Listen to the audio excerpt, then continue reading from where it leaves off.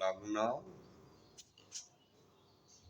একটি কোণ x সমান 45 ডিগ্রি এবং অপর বাহু 8 সেন্টিমিটার দেওয়া আছে ত্রিভুজটি আঁকতে হবে। ত্রিভুজটি আঁকো।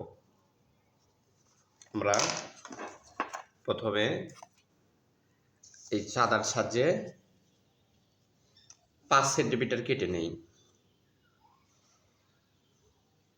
এটা এ অপর বাহু আছে 8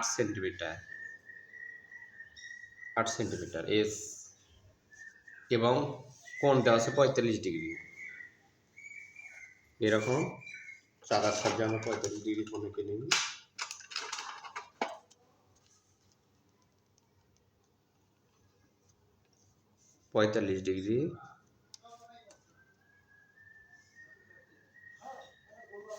x সমান 45 ডিগ্রি এঁকে নিলাম।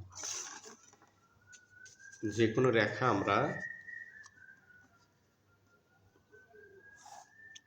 বি নিই, যে কোনো রেখা বি নিই। বি থেকে এর সমান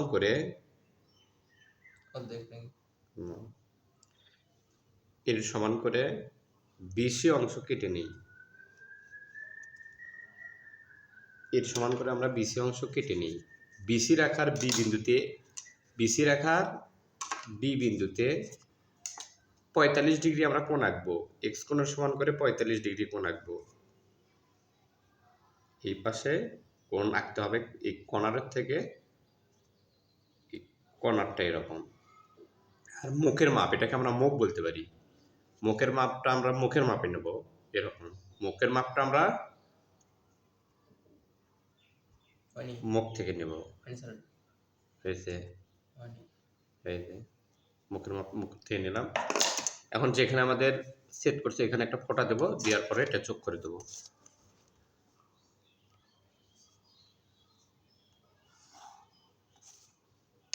দেব। অর্থাৎ বিসি রেখার বি বিন্দুতে কোণ CBA পাকি কোণের সমান করে এক্স কোণের সমান করে। এখন বিএফ থেকে এস এর সমান করে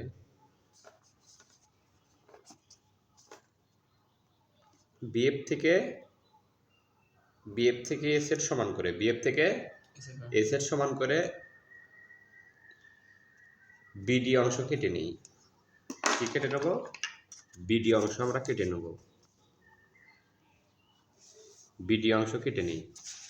এখন সি কমাটি যোগ করি। এখানে আমাদের মনে রাখতে হবে, যদি প্রথম যে বাহুটা দেওয়া থাকবে পরের বাহু যদি তার চেয়ে বড় হয় তবে কোণ বাইরে রাখতে হবে, কোণ ভিতরে রাখতে হবে। আর যদি ছোট থাকে, যেহেতু প্রথমে যে বাহু দেওয়া থাকবে এই বাহুর চেয়ে দ্বিতীয় বাহুটা যদি বড় হয় তাহলে কোণ ভিতরে রাখতে হবে। আর যদি ছোট হয় তাহলে বাইরে কোণ আঁকতে হবে। এই জন্য আমরা ভিতরে কোণ আঁকতেছি। অর্থাৎ ডি কোণের সমান করে সি বিন্দুতে কোণ আঁকবো। কোণ কেমন আঁকতে হবে? কানের মাপ থেকে, আর এই মুখের মাপটা মুখ থেকে। এটা মুখ, কিন্তু এটা কোণের মুখের মাপটা মুখ থেকে নিতে হবে এইরকম করে। এখন এটা আমরা যোগ করে দেব। যোগ করে দিলেই এটা বিডি রেখার এই বিন্দুতে ছেদ করে। তাহলে এবিসি হবে আমাদের উদ্দিষ্ট ত্রিভুজ। বন্ধ করো।